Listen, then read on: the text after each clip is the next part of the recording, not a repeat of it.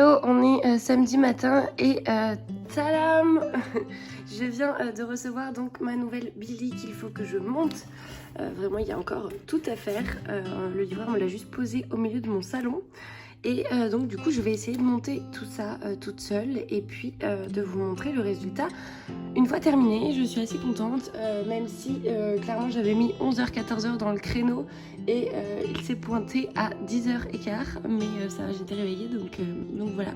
Et je pense que je vais avoir un assistant très motivé pour venir m'aider.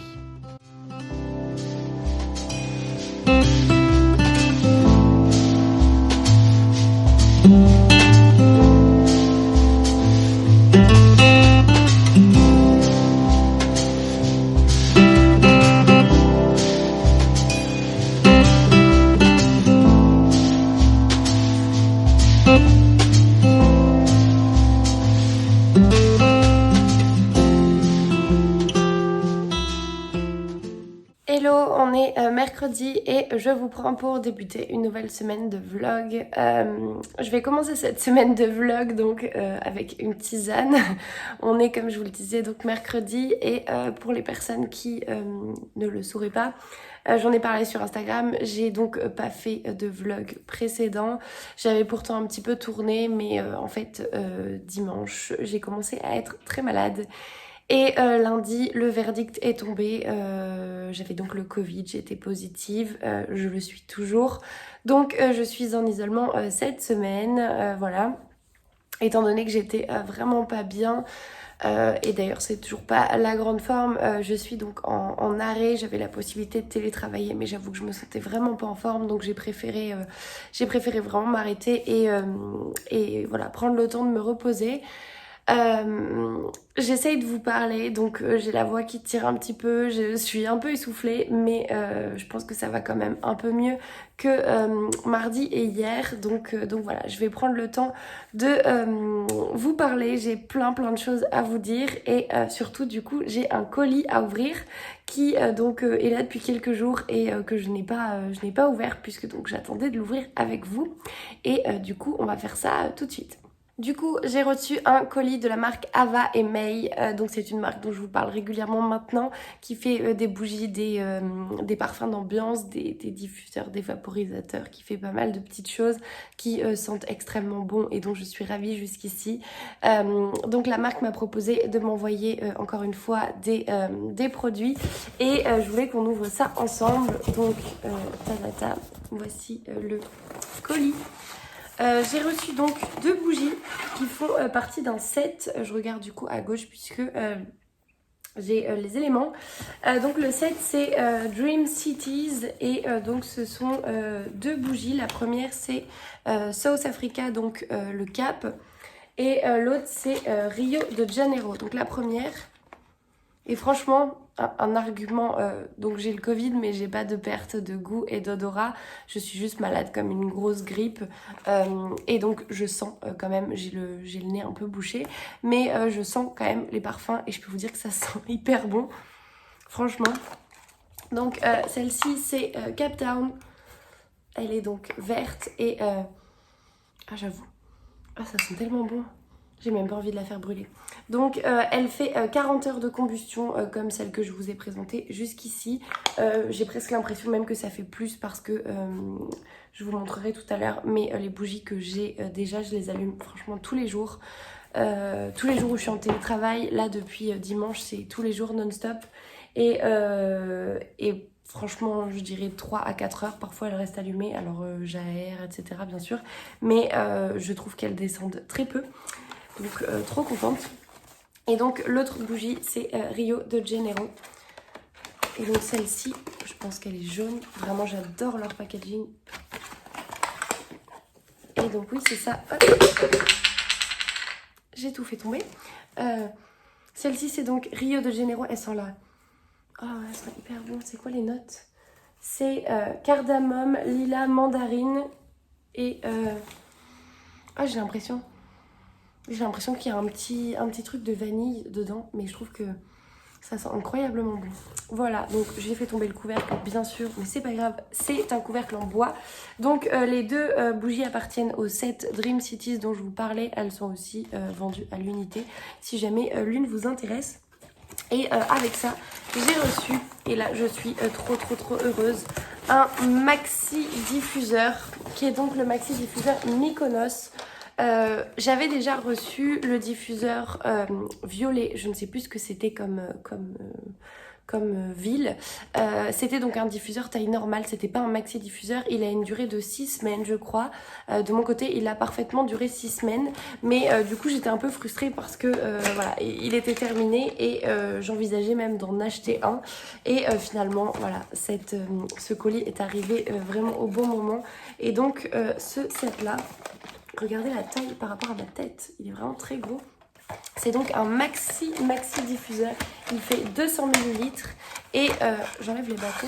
Et celui-ci a une durée de vie d'environ 12 semaines. Voilà, donc je testerai, je vous ferai un retour pour vous confirmer ou pas qu'il tient 12 semaines. Mais en tout cas, avec le précédent, je n'ai pas du tout été déçue. Il est trop beau en plus.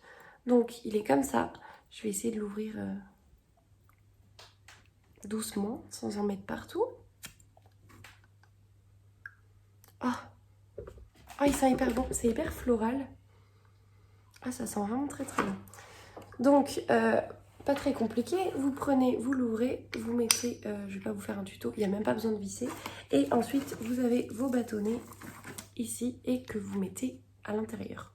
Voilà, de mon côté, il faut que je regarde puisqu'en fait, en fonction de la taille de la pièce, je crois qu'on met pas exactement le même nombre de bâtonnets. Donc, il faut que je vois.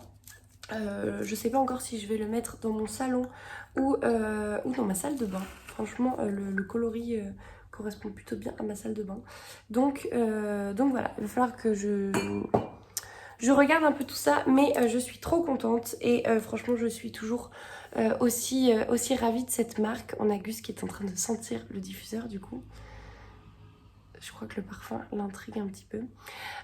Donc je suis toujours aussi heureuse de collaborer avec Ava et May parce que franchement c'est une très belle marque. J'aime énormément leurs produits. C'est une très belle découverte. C'est des produits que j'offrirai vraiment les yeux fermés. Et donc voilà. Et encore une fois, la bonne nouvelle, puisque vous avez remarqué qu'à chaque fois que je vous parle de la marque Ava May, c'est toujours aussi pour vous donner un code promo si jamais ça vous intéresse.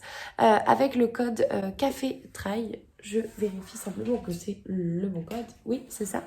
Je vous le remettrai ici. Vous avez donc droit à moins 40% et surtout un des best-sellers offert des 49 € d'achat. Donc voilà, ça peut être l'occasion pour se faire plaisir ou faire plaisir. Précédemment, il y avait la fête des mères, mais on n'a pas toujours besoin d'une occasion pour acheter des bougies, des diffuseurs. Et franchement, les senteurs sont incroyables. Donc voilà, je sais que vous aviez été pas mal à vous servir des différents codes promo que je vous avais donnés. Donc je suis ravie que ça vous plaise. Moi, c'est vraiment une très belle marque avec laquelle je suis ravie de collaborer et je suis vraiment ravie de découvrir ces produits. Franchement, c'est de la très bonne qualité, ça dure vraiment bien dans le temps. Les bougies en verre sont jolies, mais surtout réutilisables, et ça c'est plutôt chouette. Et voilà, bref. C'est tout donc pour cet unboxing. Je fais un peu de tri autour de moi parce que j'ai des cartons partout et je vous reprends juste après. Alors, pour vous faire un méga update lecture, donc j'ai pas mal avancé, j'ai terminé pas mal de lectures. Dans l'ordre, je crois que je vous avais dit que j'avais commencé le cercle en lecture audio dans le vlog précédent. Je vous avais parlé de la 4e de couve. Je vais vous... Bon, je vous la refais ici. Si jamais ça vous intéresse pas, vous passez quelques secondes. Pourquoi la mort s'acharne-t-elle sur Marsac, petite ville universitaire du sud-ouest? Une prof assassinée, un éleveur dévoré par ses propres chiens et un mail énigmatique peut être signé par le plus retors des serial killers. Confronté dans son enquête à un univers terrifiant de perversité, le commandant Servaz va faire l'apprentissage de la peur pour lui-même comme pour les siens. Finalement, la 4e de couve n'en dit pas tant que ça.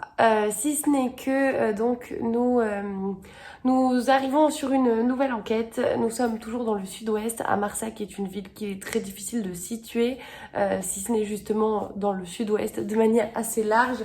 C'est une ville bien sûr de fiction. Et donc dans cette ville, Il va se passer pas mal de choses. On va découvrir le cadavre d'une femme qui a été tuée de manière assez particulière.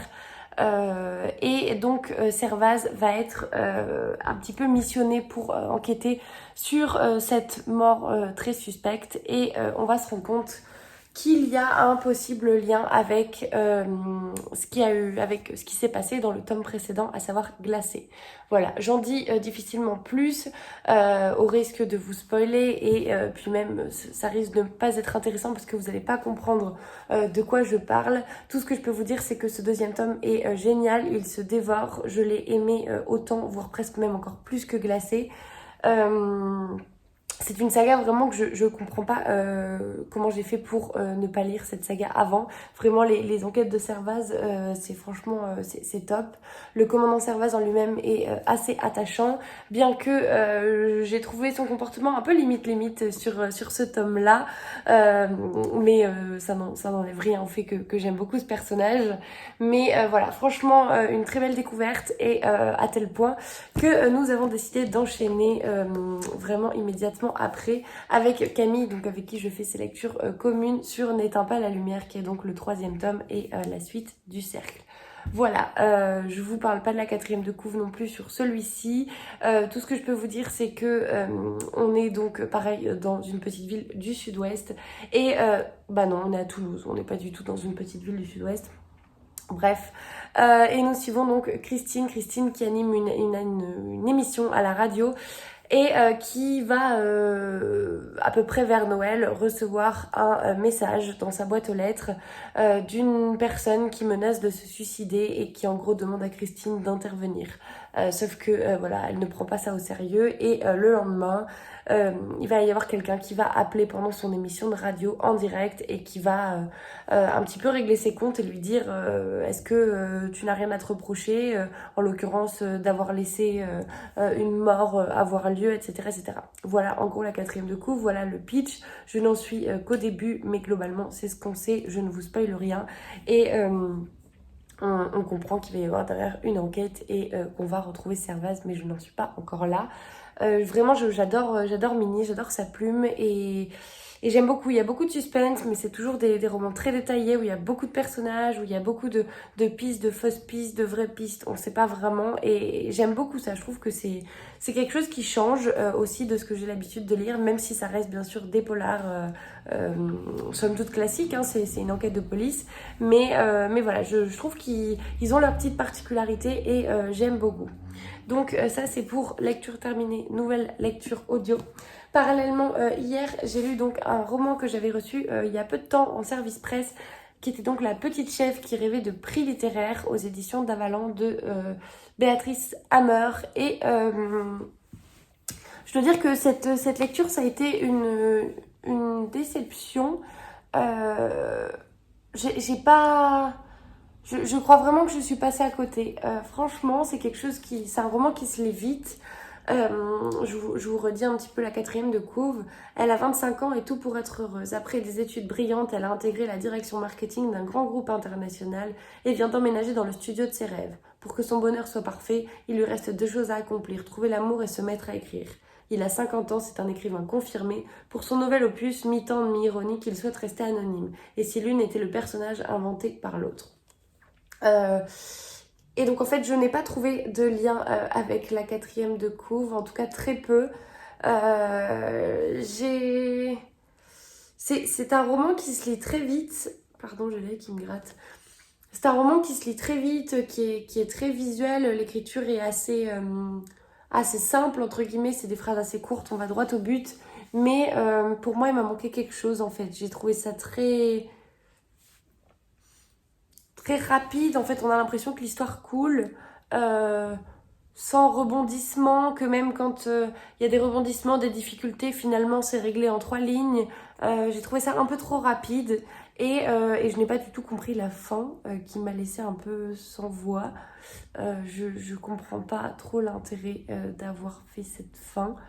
Mais voilà, donc une petite déception parce que j'avoue que je pensais par ce roman en savoir un petit peu plus sur certaines coulisses de maisons d'édition ou savoir comment ça se passe pour écrire un manuscrit, l'envoyer, être potentiellement publié. Et finalement, pas du tout. J'ai trouvé qu'on était un peu dans le cliché aussi sur certains points. Et voilà, donc c'est un roman, je pense, qui malheureusement, me laissera pas un grand souvenir. J'ai toujours du mal à parler des romans comme ça que je n'aime pas. Non pas parce que... En fait, c'est simplement que ça l'a pas fait avec moi. Voilà, ça sert à rien d'en parler pendant 1000 ans. Ça ne l'a pas fait. Pourtant, sur le papier, ça avait tout pour me plaire. Et voilà, une petite déception. Donc, merci quand même aux éditions d'Avalon et à l'auteur Béatrice Hammer pour cette découverte. Mais j'avoue que voilà, malheureusement, ça n'a pas pris avec moi. J'ai terminé aussi une autre lecture, mais avant ça, je sens que je vais avoir une crise de toux, donc je vais faire une petite pause, je vais boire un coup et je vous reprends. Je me rends compte que j'arrive vraiment pas du tout à parler, que je m'étouffe en parlant, donc je vais tout court m'arrêter là et j'espère que je vous prendrai demain pour du coup vous parler de la lecture que j'ai terminée et que j'ai adorée. Hello, on est vendredi et on se retrouve pour un update lecture. Je pense que vous avez remarqué que ma voix redevient peu à peu normale. Je suis assez contente. Aujourd'hui, du coup, j'ai le droit de sortir. J'ai fait un PCR qui est négatif. Et voilà, donc j'ai envie d'aller prendre l'air un peu. Je vous dis ça, il est quand même 17h. Mais du coup, j'ai prévu de rejoindre donc Violette et je pense qu'on va aller faire un petit tour en librairie. Je vous avoue que j'ai passé la semaine sans voir personne puisque du coup mon conjoint n'était pas là, c'était pas fait exprès. Mais il était pas là de la semaine, il revient demain. Et voilà, donc un peu long quand même la semaine sans contact, même si voilà, il y a les téléphones qui existent. J'avoue que ça fait pas tout non plus, donc bien contente de sortir un peu prendre l'air et qui plus est quand il s'agit d'aller en librairie. Je voulais vous faire du coup un update lecture puisque donc j'ai décidé de lire en fait, j'en suis donc à la moitié, j'en suis donc à la troisième histoire. Attendez, j'essaie de retrouver là où j'en suis à l'intermezzo, mais j'ai pas mis mon marque-page tout à l'heure. Oh là là, pourquoi j'ai fait ça? Voilà, c'est ça. Donc, je pense que j'ai lu 3 histoires, voire 4. J'en suis page 135 sur 228 et en fait j'ai tellement envie de faire durer ces petites histoires que j'ai décidé d'en lire à peu près une par jour. Au moins sur le week-end, donc vendredi, samedi, dimanche, et je verrai peut-être qu'à la fin je lirai les 2 dernières selon ce qu'il me reste, mais voilà, j'ai pas envie de le lire d'un coup parce que c'est un petit bonbon en fait, je prends vraiment beaucoup de plaisir avec ce roman, je m'envole pour Naples le temps d'un chapitre ou en tout cas d'une nouvelle et j'aime ça, donc voilà, je vous en parlerai vraiment mieux à la fin, mais pour l'instant franchement c'est vraiment une petite douceur que je vous recommande, c'est vraiment très très très agréable à lire et voilà. Parallèlement, j'ai commencé une lecture qui n'a rien à voir puisque donc c'est un thriller que j'avais reçu il y a quelques mois déjà, il est sorti en mars aux éditions HarperCollins. J'avais très très très très hâte de le lire et je j'avais pas trouvé le temps de le faire. À ce moment-là, on avait beaucoup de lectures Charleston. J'en profite que ça s'est calmé un petit peu, même si c'est pas si calme que ça, pour donc le sortir de ma palle et c'est Cinabre de Nicolas Druard, donc aux éditions HarperCollins. C'est un joli petit bébé qui fait 450 pages et comment vous dire que voilà que je l'ai commencé hier soir et en une journée, même pas, j'ai englouti 219 pages. Alors vous me direz, j'ai que ça à faire, je suis à la maison, je lis, d'accord, mais il est vraiment très très très addictif. On est à Toulouse. Je remarque beaucoup de similitudes avec la plume de Cédric Cyr sur celui-ci. Je sais pas si les deux auteurs se connaissent, mais ça me fait penser à Vindicta, même si l'histoire n'a vraiment rien à voir. Il y a il y a des descriptions un peu glauques, un peu gore entre guillemets. Non, même sans entre guillemets, sans guillemets du tout. Il y a des descriptions un peu glauques, un peu gore. Mais vous savez que j'aime pas quand c'est trop gore, et là ça me dérange pas particulièrement. C'est pas gore pour être gore en fait, c'est qu'on vous décrit quelque chose et pour vous décrire vraiment l'horreur de la scène, bon bah voilà. On est donc à Toulouse et on a un peu ce rythme assez effréné, donc voilà pourquoi ça ressemble à Vindicta. Vraiment pour l'instant j'adore, je suis totalement prise dans cette histoire. Pour vous la faire courte, je sais pas si je peux vraiment vous... Tuc, tuc, tuc. Bon, si je vais vous lire la 4e de couve. Cinabre, c'est la couleur de l'hôtel le plus chic de Toulouse. Étau de velours fréquenté par une clientèle fortunée. Un rouge minéral qui rappelle la couleur du sang. L'hôtel Ferdinand fut le théâtre d'un quadruple homicide dans les années 80. Son directeur, Eugène Ferdinand, y massacra sa famille avant d'être abattu par la police. Toute sa famille sauf Richard, petit dernier miraculé. C'est lui-même qui décidera 30 ans plus tard de rouvrir l'établissement. Mais on n'efface pas à coups de travaux monumentaux une réputation sulfureuse. Les rois de pique sont 6 anciens camarades de promo qui ont fui l'hôpital pour se lancer en indépendant. Lorsque l'un d'eux disparaît après avoir soigné une cliente de l'hôtel Ferdinand, personne ne semble s'en émouvoir. Seul Elliot Ackerman, infirmier sensible et sans concession, va partir à sa recherche. Pendant ce temps, Toulouse vit sous la terreur d'un tueur qui attaque ses victimes au sabre. Est-il isolé et qui doit se sentir menacé? Pour le capitaine Aubert et son équipe, c'est le début d'un combat sans fin contre une hydre voilée par des nappes de sang. Voilà, je savais pas si je pouvais vous parler de ça. En fait, on a plusieurs histoires dans l'histoire. On a d'un côté Elliot qui est un infirmier qui est très gentil, trop gentil, qui se laisse un petit peu toujours avoir par tout le monde, qui va partir à la recherche de Manu, qui est son collègue infirmier, son associé, qui a disparu après avoir soigné une patiente à l'hôtel Ferdinand. Il faut savoir que leur cabinet est vraiment très proche de l'hôtel Ferdinand et donc voilà, il va y avoir ce mystère là-dessus où finalement personne ne prend au sérieux Elliot et donc on le prend un petit peu pour un parano en lui disant mais arrête de t'inquiéter, tu stresses trop, etc., etc. Parallèlement, on a donc cet hôtel Ferdinand qui est très mystérieux, qui a une réputation très sulfureuse et plutôt même d'hôtel hanté, si je puis dire, où il s'est passé des choses atroces, mais on ne sait pas vraiment quoi. Donc il y a toute une atmosphère très mystérieuse là-dessus. Et on a parallèlement un tueur qui se balade avec un sabre dans les rues de Toulouse et tue et ampute des gens un peu de manière... au hasard, si on peut dire ça comme ça, bien que ce soit pas vraiment le cas, mais voilà. Et donc en fait on a ces 3 intrigues qui nous tiennent en haleine, donc dès qu'on avance sur une, on repart dans l'autre, et en fait dans l'autre il se passe aussi des choses, et donc ce qui fait que concrètement c'est impossible de lâcher ce roman quand on le démarre. Je m'attendais pas du tout à ça, je l'ai démarré hier soir avant d'aller me coucher en me disant que si je lisais 50 pages c'était bien, résultat j'avais lu je crois 150 pages, ne serait-ce qu'hier, je n'avais pas du tout envie de le laisser, qui plus est j'avais la fatigue qui venait pas, ce qui était quand même un miracle avec le Covid. Donc voilà, je crois que j'ai dû me coucher quasiment à 1 heure pour avancer autant dans cette lecture. Et je l'ai repris un petit peu aujourd'hui, mais franchement j'adore, donc j'ai trop hâte de le continuer. Voilà, vous comprenez mon engouement. J'espère vraiment que la fin va être à la hauteur parce que là pour l'instant je suis là en fait. Et je sais pas si je vais redescendre ou si je vais encore monter plus haut dans les émotions. Vous avez petit Gus qui vous fait... Enfin petit Gus, gros Gus, qui vous fait un coucou. Et du coup je voulais vous prendre pour une dernière chose, pour un unboxing. Ça va aller très vite, je sais ce que c'est. C'est un colis qui me vient des éditions Charleston.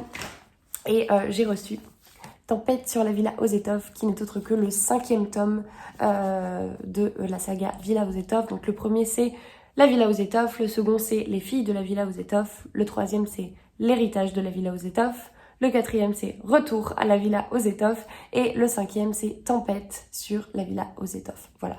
Je ne vous parlerai pas du tout de la 4e de couve parce que je suis vraiment à la bourre dans cette saga. Il faut absolument, je sais pas si vous voyez le livre violet ici, le dos violet là, c'est Les filles de la Villa Ozetov, c'est le tome 2 que je me suis sortie parce qu'il faut vraiment que je le lise.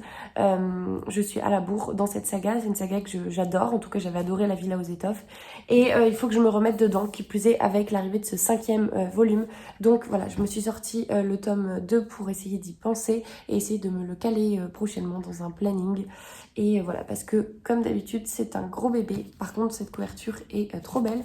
J'aime beaucoup ce bleu vert, ce bleu canard, je sais pas très bien comment on appelle ça. Je trouve que ça va aller hyper bien avec les autres dots de la saga. Voilà, c'est tout pour moi. Je vais du coup partir rejoindre Violette et si je craque en librairie, peut-être que je vous ferai un book haul à mon retour.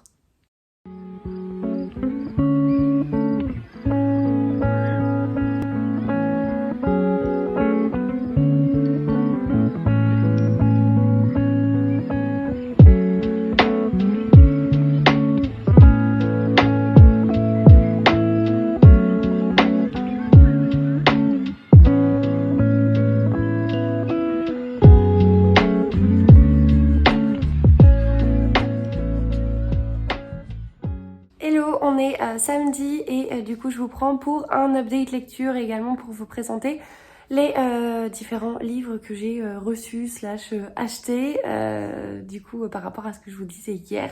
Donc pour commencer sur un premier update lecture, j'ai un peu avancé dans Cinabre de Nicolas Druard. J'en suis donc page 250 sur 457. Il me reste donc 207 pages à peu près. Franchement j'aime trop, c'est trop prenant. Hier j'avoue que j'ai assez peu lu. J'ai rien fait de fou du tout, mais j'ai quand même assez peu lu.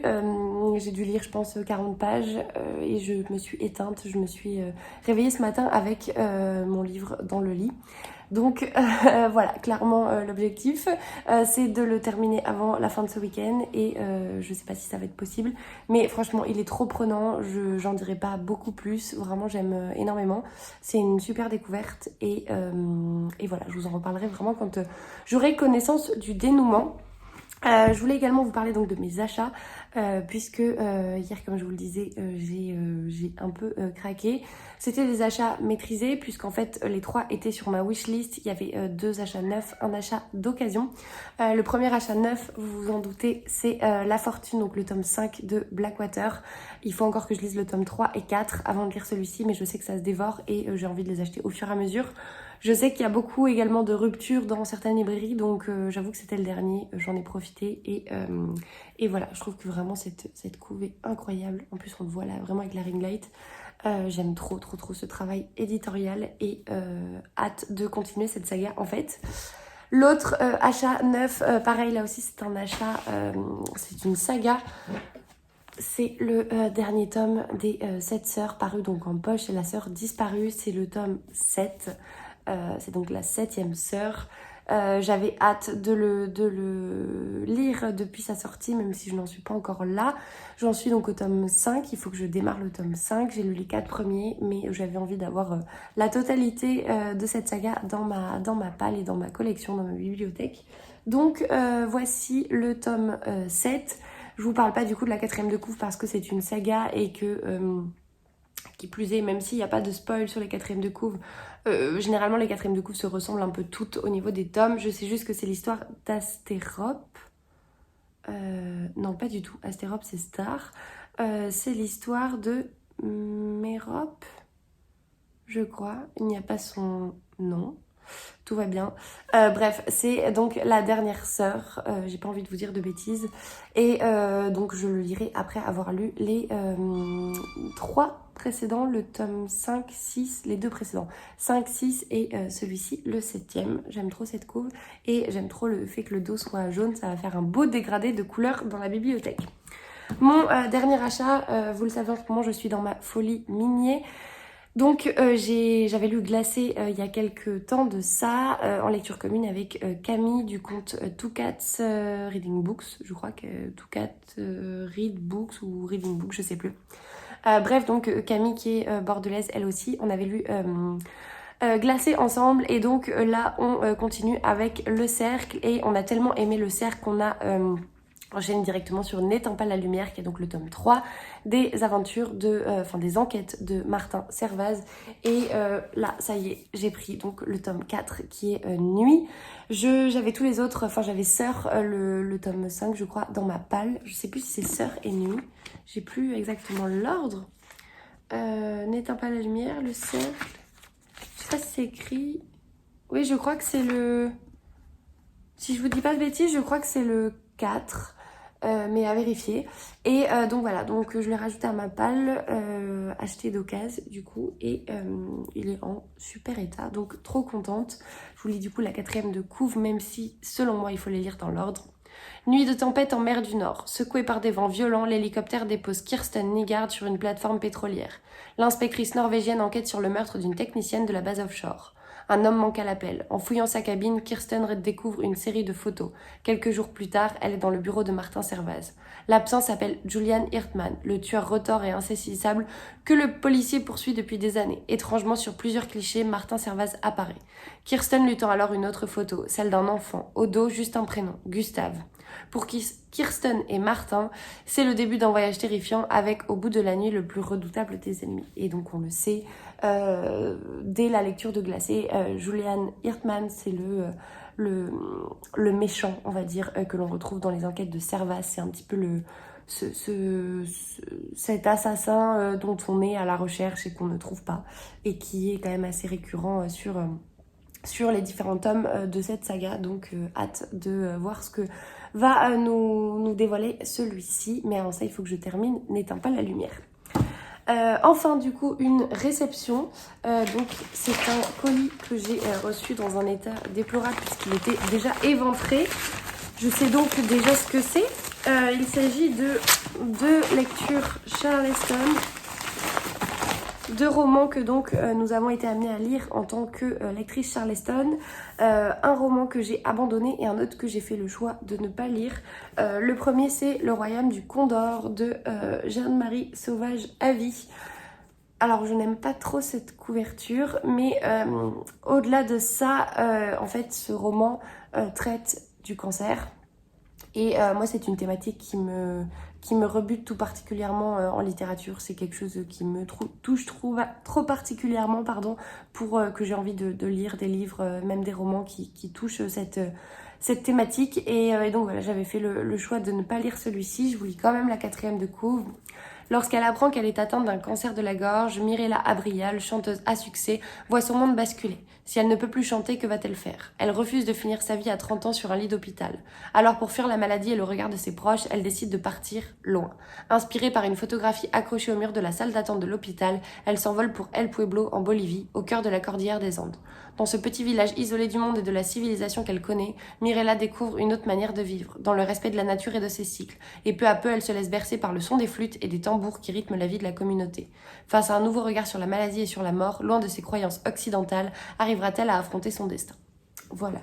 On a derrière la vie d'Angie, donc Madame Chachali, qui dit une ode à la nature, un hymne à la puissance de l'esprit et à ses limites, une déclaration d'amour à la Pachamama, la terre-mère. Voilà, je sais pas s'il y a d'autres avis des copines, si, il y en a pas mal. On a donc Camille du conte Les Chamoureux qui dit une lecture qui m'a fait voyager en Amérique du Sud pour découvrir coutumes, traditions et croyances autour du chamanisme. J'ai beaucoup apprécié ce roman dont le ton était juste du début à la fin. Une chouette découverte qui rappelle l'importance de se retrouver et se reconnecter dans notre monde si complexe et si rapide. Voilà, il y a plein d'autres avis. Il y a l'avis de Pascal. J'ai profondément aimé ce dépaysement fait de sources d'eau chaude, de grands espaces et d'animaux sauvages. Un voyage silencieux où l'air et l'environnement sont purs, où l'on peut aisément admirer la beauté du monde. J'ai été touchée par les personnages débordants d'humilité et d'humanité. C'est un merveilleux roman sur l'acceptation, le pardon et la renaissance. Une lecture émouvante remplie d'espoir. Voilà, il y a plein d'autres avis des copines. De mon côté, donc, comme je vous disais, j'avais fait le choix de ne pas le lire. Je verrai si l'envie me prend peut-être d'essayer de le découvrir, mais je vous avoue que la thématique m'emballe quand même moyen. Et le second, c'est malheureusement un livre que j'ai abandonné.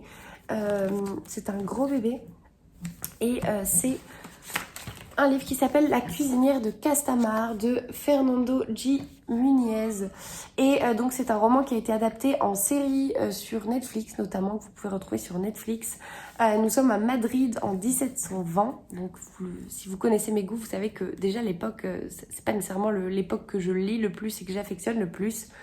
Protégée de l'immensité vertigineuse du ciel sous une cargaison de paille, Clara Belmont a pris son courage à deux mains pour entreprendre le voyage jusqu'au domaine de Castamar, où elle est attendue comme commise de cuisine dans le château ducal.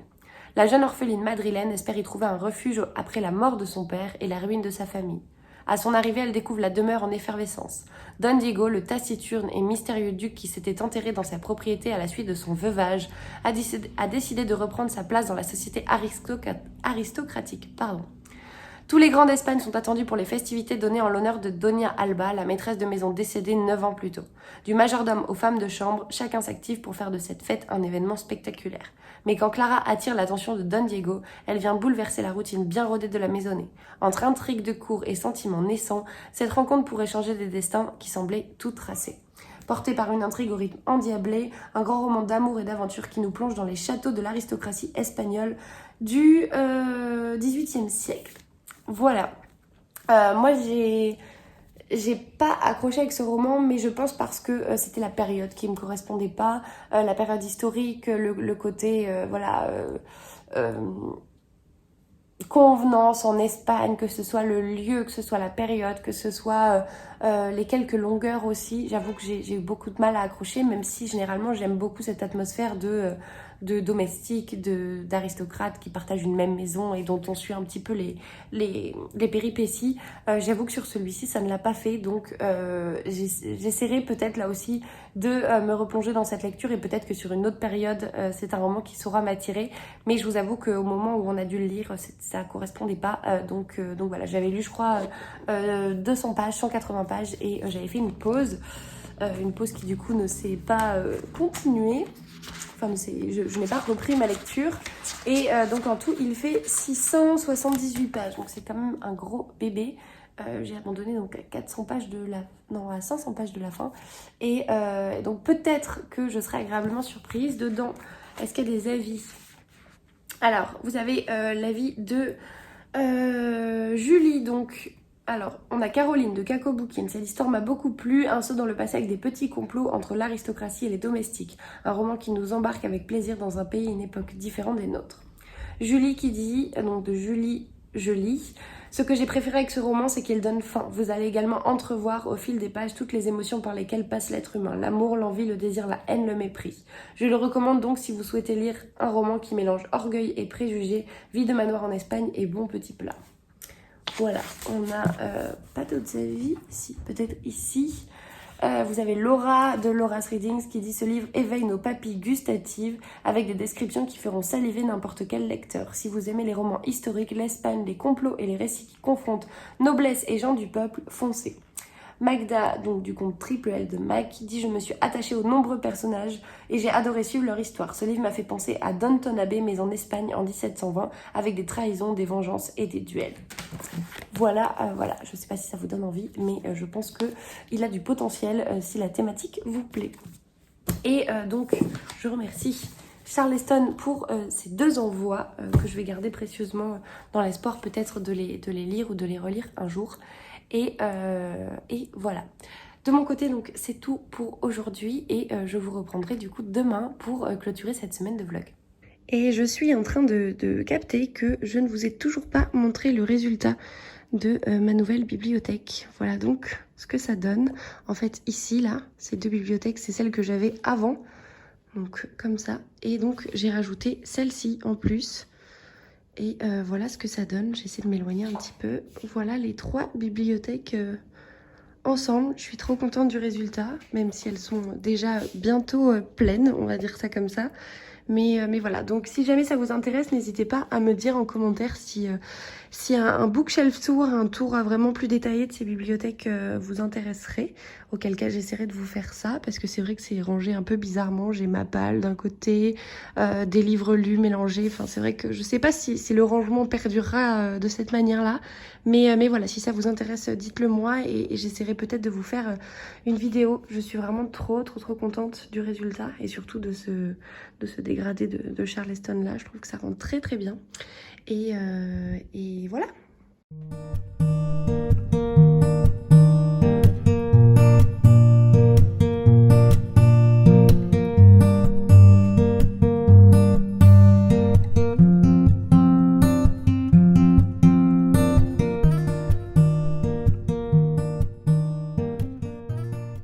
Hello, on est dimanche et je vous prends donc pour clôturer cette semaine de vlog Je voulais quand même vous faire un mini update. Je n'ai toujours pas terminé Cinabre parce que hier soir donc j'ai peu lu. J'ai retrouvé mon conjoint qui donc n'était pas là de la semaine et on en a profité. Donc forcément voilà, j'ai peu avancé. Il me reste 150 pages.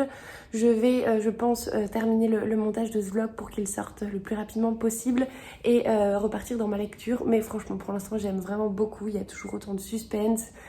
C'est un rythme vraiment très rapide, il y a beaucoup de rebondissements et j'ai hâte de savoir comment ça va se terminer. Mais ce qui est quasiment sûr, c'est que je vais retenir le nom de Nicolas Druard parce que pour l'instant, c'est vraiment un super thriller. Donc voilà, je vous en reparlerai très certainement dans le prochain vlog puisque entre temps je l'aurai terminé. Je reviendrai pas dessus en détail, mais très certainement que je vous ferai un petit update. Vraiment voilà, pour l'instant c'est une top découverte, donc franchement foncez, c'est édité chez HarperCollins et voilà, c'est un joli petit bébé mais il se lit très très bien et très très vite, même si forcément voilà, je reprends un rythme un peu normal. C'est vrai que ces derniers jours j'ai beaucoup lu et en même temps j'avais que ça à faire, j'étais à la maison. Là j'avoue que je prends aussi pas mal de plaisir à sortir étant donné que ça va mieux, qui plus est il fait hyper beau en ce moment, donc voilà, j'en profite. Donc c'est tout pour ce roman. Et donc c'est tout également pour ce vlog. J'espère que vous avez passé un agréable moment, que vous avez trouvé de nouvelles suggestions de lecture.